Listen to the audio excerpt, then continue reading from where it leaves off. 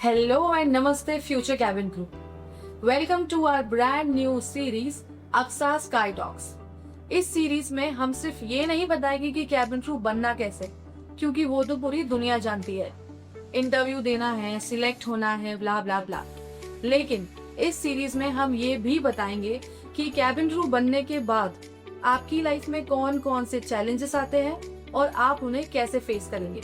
तो अगर आप ये सब चीजें जानना चाहते हैं और अगर अभी तक आपने हमारा चैनल सब्सक्राइब नहीं किया है तो अभी जाइए, सब्सक्राइब करें और बेल आइकन भी प्रेस करें, क्योंकि ये सब अपडेट्स आप मिस नहीं करना चाहेंगे। आज हम जानने वाले हैं एविएशन इंडस्ट्री के ऐसे मिथ्स पर जिन पे पूरी दुनिया बिलीव करती है। सोशल मीडिया और मूवीज की वजह से कैबिन क्रू प्रोफेशनल में बहुत सारे मिसकंसेप्शंस हैं। तो चलिए देखते हैं कि इस प्रोफेशन में मिथ्स क्या है और एक्चुअल रियलिटी क्या है। तो सबसे पहला मिथ ये है कि कैबिन क्रू फ्लाइट में सिर्फ खाना सर्व करने के लिए होते हैं। बहुत लोगों को लगता है कि cabin crew are just the waiters in the sky, लेकिन रियलिटी कुछ और है। कैबिन क्रू पैसेंजर सेफ्टी के लिए होते हैं, पैसेंजर सर्विस के लिए नहीं। हम पैसेंजर को सर्विस इसीलिए देते हैं ताकि उनकी पूरी जर्नी कंफर्टेबली निकले, ताकि वो एंजॉय करें। लेकिन क्या आपको लगता है कि कभी ऊपर कोई इमरजेंसी हुई तो नीचे पुलिस ऊपर आ पाएगी? नहीं। इसीलिए हमारा प्राइमरी रोल होता है सेफ्टी और सेकेंडरी रोल होता है service. Cabin crew passenger safety के लिए, इमरजेंसी सिचुएशंस के लिए, इवैक्यूएशन के लिए, सिक्योरिटी थ्रेट्स के लिए, फायर हैंडलिंग के लिए स्पेशली ट्रेन किए जाते हैं। We are safety professional first and service professional second. अगला सबसे बड़ा मिसकंसेप्शन है कि कैबिन क्रू की लाइफ तो बस ट्रैवल और फन है। इंस्टाग्राम पे लाइफ बहुत ग्लैमरस दिखती है, लेकिन रियलिटी थोड़ी सी डिफरेंट है। ऑफ कोर्स उनको ट्रैवल करने का मौका मिलता है, of course they have fun, but at what cost? Cabin crew को irregular schedules, night flights, jet lag, long duty hours और डिफरेंट टाइम जोन चेंजेस भी हैंडल करने पड़ते हैं।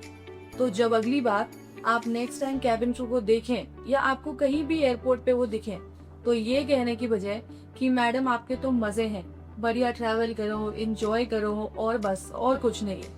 ये भी सोचिए कि उनको ट्रैवल के बेनिफिट्स तो जरूर है, लेकिन उसके पीछे बहुत सारा डेडिकेशन, डिसिप्लिन और हार्डवर्क भी है। तो अगला मिथ है कैबिन क्रू जॉब में करियर का ग्रोथ नहीं होता। बिल्कुल नहीं, ऐसा कुछ भी नहीं है। कैबिन क्रू प्रोफेशन में भी बहुत प्रमोशंस होते हैं। जब आप कैबिन क्रू बनते हैं तो आप एक ट्रेनी कैबिन क्रू होते हैं, उसके बाद आप ऑपरेटिव कैबिन क्रू बनते हैं, फिर सीनियर कैबिन क्रू बनते हैं, उसके बाद cabin supervisor, in flight manager और ट्रेनिंग डिपार्टमेंट तक भी प्रमोशन होते हैं। कई प्रोफेशनल्स तो एविएशन मैनेजमेंट और कॉर्पोरेट रोल्स में भी मूव करते हैं। ऐसा क्यों? क्योंकि कैबिन क्रू बनने के बाद आप में एक स्किल डेवलप होती है जिसे हम कहते हैं कस्टमर सर्विस स्किल, और आज के टाइम पे वो स्किल हर जगह काम आती है। तो इसीलिए कैबिन क्रू बनने के बाद आपकी ग्रोथ और आपके करियर ऑप्शंस दोनों बढ़ जाते हैं। तो अगला मिथ है कि कैबिन क्रू की जॉब बहुत इजी होती है। आपने आसपास में बोलते हुए सुना होगा कि एयर होस्टेस, उनकी लाइफ तो बहुत ही बढ़िया है, उनके तो मजे हैं। एक्चुअली जीवन तो वही जी रहे हैं, बाहर घूमो, अच्छे अच्छे होटल्स में रुको, खाओ पियो और वापस आ जाओ। लेकिन रियलिटी बहुत डिफरेंट है। कैबिन क्रू बनना और कैबिन क्रू बने रहना दोनों ही बहुत चैलेंजिंग है। पैसेंजर्स की सेफ्टी देखना, उनकी सर्विस देखना, सिचुएशन हैंडल करना और हर इमरजेंसी के लिए प्रिपेयर रहना, ये इजी नहीं होता। आजकल सोशल मीडिया पे भी बहुत वीडियोस वायरल हैं एंड आई एम श्योर आपने भी देखी होंगी किस तरह पैसेंजर फ्लाइट में जाके क्रू से रूडली बिहेव करते हैं, अग्रेसिव हो जाते हैं। और ऐसी सिचुएशन में भी अपना काम और पेशेंस ना लूज करना हर किसी के बस की बात नहीं है। कैबिन क्रू के लिए प्रोफेशनलिज्म एंड रिस्पॉन्सिबिलिटी दोनों ही इम्पोर्टेंट है। इसलिए उनकी जॉब दिखने में शायद इजी और ग्लैमरस है, लेकिन रियलिटी उनकी जॉब बहुत टफ है। अगला मिथ है हाइट ही सब कुछ है। ऑफ कोर्स हाइट इम्पोर्टेंट है, लेकिन सब कुछ नहीं है। एयरलाइंस आपकी हाइट के साथ साथ आपकी ग्रूमिंग स्किल्स, कम्युनिकेशन स्किल्स और पर्सनालिटी भी इवैल्यूएट करती है।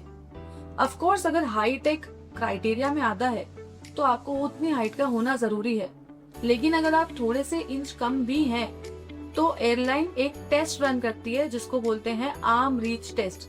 मतलब अगर किसी कैंडिडेट का हाइट उतना एलिजिबिलिटी क्राइटेरिया तक नहीं है तो उनको एक पर्टिकुलर हाइट तक अपना आर्म रीच करना होता है। अगर वो आर्म उनका रीच हो जाता है तब भी वो कैंडिडेट को कंसीडर करते हैं। इसीलिए हाइट इम्पोर्टेंट है, लेकिन जस्ट बिकॉज आपकी हाइट अच्छी है और आप एलिजिबिलिटी क्राइटेरिया में आते हैं डजंट मीन कि आपका सिलेक्शन हो जाएगा। आपको बाकी सारी स्किल्स भी इवैल्यूएट करके उन पे भी वर्क करना पड़ेगा। हमारा नेक्स्ट मिथ है इंग्लिश फ्लुएंट नहीं है तो सिलेक्शन नहीं होगा।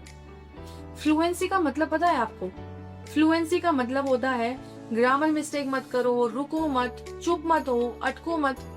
अरे एयरलाइंस को भी पता है कि आप रोबोट नहीं है, ह्यूमंस हैं, गलतियां होंगी, लेकिन इम्पोर्टेंट क्या है, आप उन गलतियों को इम्प्रूव कर रहे हैं। एयरलाइंस कैंडिडेट्स में देखती है कि वो क्लियर कम्युनिकेशन कर पा रहे हैं या नहीं।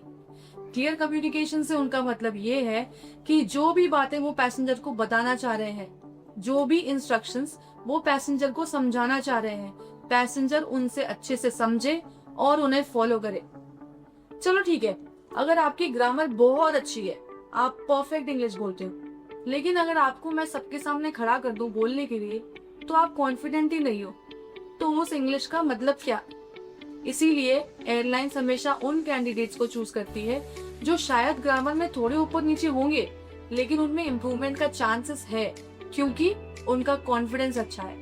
उनको कहीं भी खड़ा करो, कितने भी लोगों के सामने खड़ा करो, वो कॉन्फिडेंटली अपनी बात रख सकते हैं और सिचुएशन को हैंडल कर सकते हैं। इसीलिए ये बहुत बड़ा मिथ है और ये टॉपिक बहुत लोगों को बहुत डराता है कि इंग्लिश नहीं आती, इंग्लिश अच्छी नहीं है। फ्लुएंसी मैटर नहीं करती, आपको बेसिक इंग्लिश आनी चाहिए और कॉन्फिडेंटली बोलना भी आना चाहिए।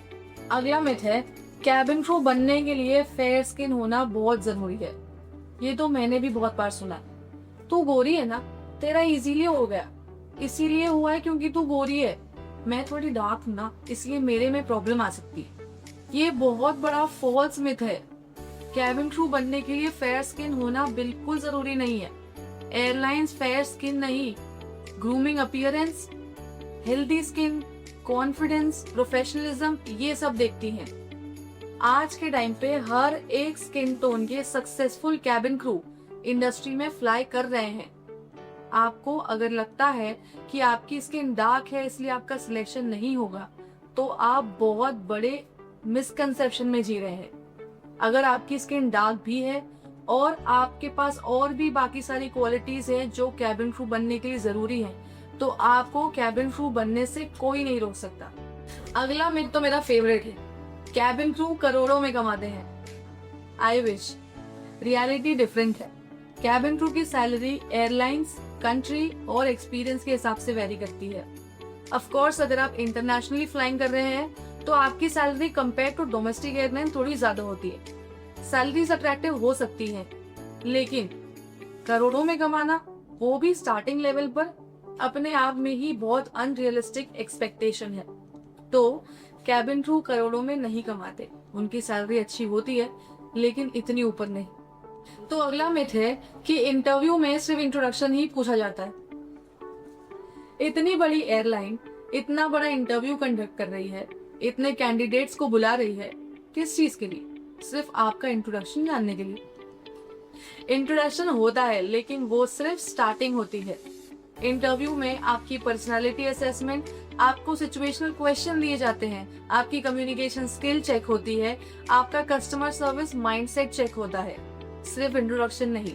और आजकल तो एयरलाइंस ने नया रूल निकाल दिया है कि पहले आप ऑनलाइन असेसमेंट क्लियर कीजिए फिर ही इंटरव्यू में आइए।